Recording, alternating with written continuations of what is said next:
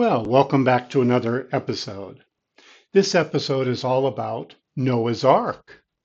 And I was watching a debate a while back between Ken Ham of Answers in Genesis and Bill Nye, the science guy. And part of the debate, they were talking about Noah's Ark. But Bill Nye kept asking, no, he kept demanding naturalistic answers to Noah's Ark. How was it built? Weren't they unskilled in boat making? How did the animals come to or leave the ark? Wouldn't they leave evidence? It is unreasonable, he kept saying. So I want to make a bold statement here, something I've been thinking about for a long time. That's that we have no business defending Noah's Ark with unbelievers. Now, I know that's kind of a bold thing to say, but this story of Noah's Ark assumes there is a God. This is the starting point. And the story is not apologetic in nature. It's not trying to get you to believe in God. It assumes it. That's where you start. So if you don't believe there is a God, then it is, of course, not reasonable, as Bill Nye said. But is it meant to be reasonable? It assumes that God has a right to judge the earth. It assumes that God has power over nature and can destroy it if he wants to. Nothing in this story is naturalistic and can be answered by skeptics or science. It shows God's power, not nature's. It is a supernatural story, not a natural story. It's all about God and not about science. It defies a natural explanation. It is full of what God has done, not what science can prove. You can believe it or not. That's really up to you. So let's keep learning about this subject together. Genesis chapter 6. Yahweh saw that the wickedness of man was great in the earth, and that every imagination of the thoughts of man's heart was continually only evil. Yahweh was sorry that he had made man on the earth, and it grieved him in his heart. Yahweh said, I will destroy man, whom I have created from the surface of the ground. Man, along with animals, creeping things, and birds of the sky, for I am sorry that I have made them. But Noah found favor in Yahweh's eyes. This is the history of the generations of Noah. Noah was a righteous man, blameless among the people of his time. Noah walked with God.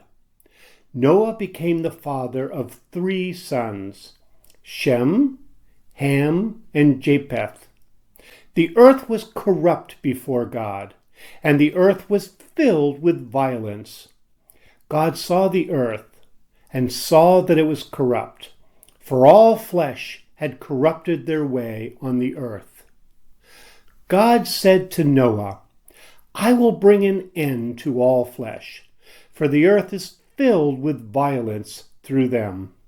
Behold, I will destroy them and the earth. Make a ship of gopher wood.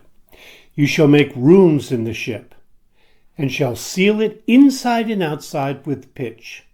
This is how you shall make it. The length of the ship shall be 300 cubits, its width 50 cubits, and its height 30 cubits.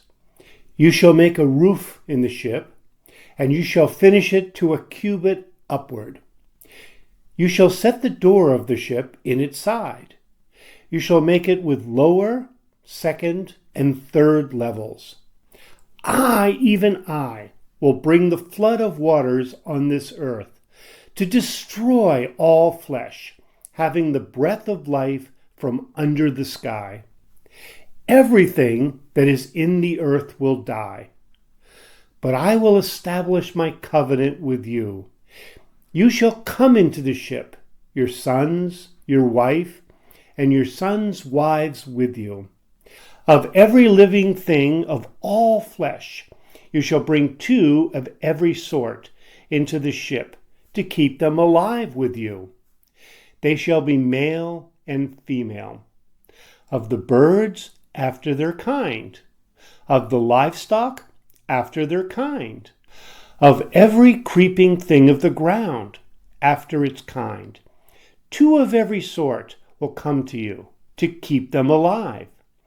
Take with you some of all food that is eaten, and gather it to yourself, and it will be food for you and for them.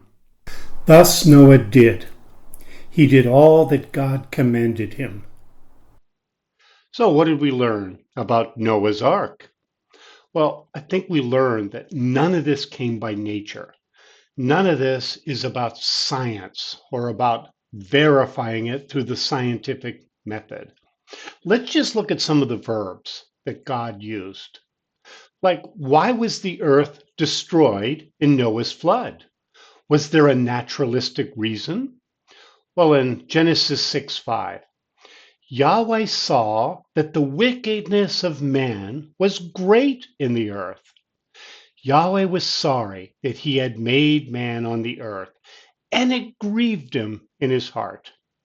Yahweh said, I will destroy man, whom I have created from the surface of the ground, for I am sorry that I have made them.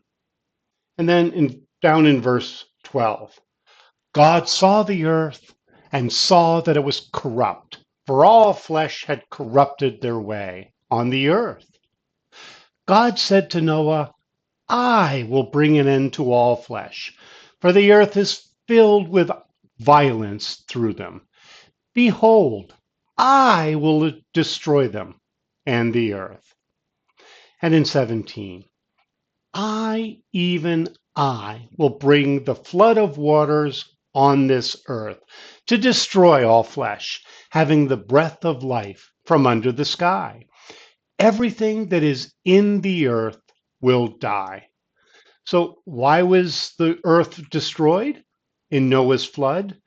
Not a naturalistic reason. Surprisingly, it's a moralistic reason because the earth had become corrupt and full of violence. Well, what about Noah? So why was Noah part of this story? Was it something that he did? Maybe, but what's written is in 6:8, but Noah found favor in Yahweh's eyes. And in 6:18, but I will establish my covenant with you. You shall come into the ship, you, your sons, your wife, and your sons' wives with you. And then in 7:1, I have seen your righteousness before me in this generation. So why was Noah chosen? Again, it's a moralistic reason, a moral reason. Why did they build an ark and not just move? Well, this was God's idea. This wasn't Noah in his cleverness saying, hey, I know how to build boats. Maybe that's the answer. No, this was God's idea in 6:14. Make a ship of gopher wood. You shall make rooms in the ship and shall seal it inside and outside with pitch. So this was God's idea to make the ark. Why was this 2 of all living things brought to the ark? Oh, 6:19. Of every living thing, of all flesh, you shall bring 2 of every sort into the ship. So what caused it to rain? Was there some natural explanation? Was there a natural catastrophe that happened? The fountains of the deep burst open or something? Was it a naturalistic idea that happened? Well, in 7:4, it says, in 7 days, I will cause it to rain on the earth for 40 days and 40 nights. I will destroy every living thing that I have made from the surface of the ground. So the whole idea of the rain, and he even gives the time frame, in 7 days. not going to start this moment in 7 days. And God says, I will cause it to rain. I will destroy every living thing. Clearly not naturalistic in origin.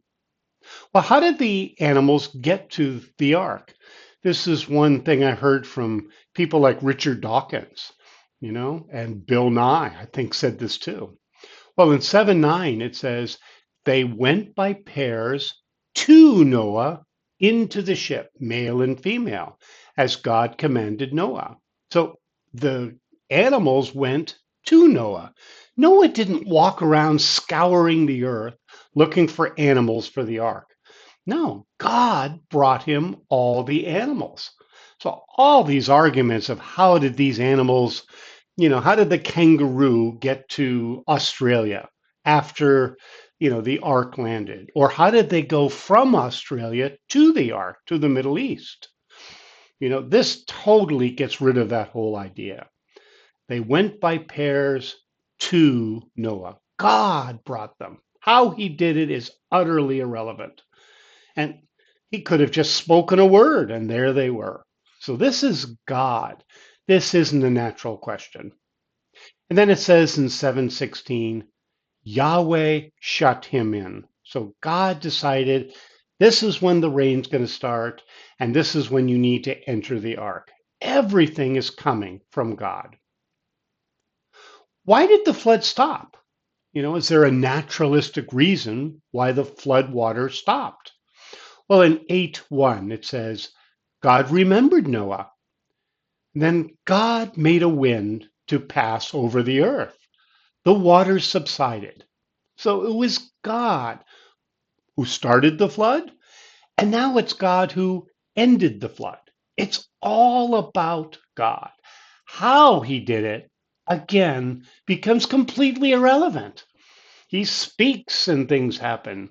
Maybe he used parts of nature. It doesn't say, it just says, but then actually it does say, it says God made a wind to pass over the earth and the waters subsided. Well, there it is. It wasn't natural. God made the wind. Well, will there be another worldwide flood? Well, after they left, it says in 8:20, Noah built an altar to Yahweh and took every clean animal and of every clean bird and offered burnt offerings on the altar. Yahweh smelled the pleasant aroma. Yahweh said in his heart, I will not again curse the ground any more for man's sake, because the imaginations of man's heart is evil from his youth. I will never again strike every living thing as I have done. While the earth remains, seed time and harvest, and cold and heat, and summer and winter, and day and night will not cease. So again, none of this came from nature. So why are we, defending this story in front of scientists and atheists? There's no reason to do that. Everything initiated from the heart, the morality, the judgments of God, all came from God's heart. Well, in Luke 17, verses 26 through 27, it says this, as it was in the days of Noah, even so it will also be in the days of the Son of Man. They ate, they drank, they married, and they were given in marriage until the day that Noah entered into the ship. And the flood came and destroyed them all. A warning to us. As it was in Noah, nobody expected this. Nobody believed Noah, but it happened anyway. Same's going to happen when the Son of Man, Jesus, comes again. And then further in Hebrews 11:7, by faith, Noah, being warned about things not yet seen, moved with godly fear, prepared a ship for the saving of his house, through which he condemned the world, and became heir of the righteousness which is according to faith. So this says a lot to me, being warned about things not yet seen. So this wasn't predictable by science. This doesn't come from man's wisdom or cleverness to figure things out. You know, this was about faith.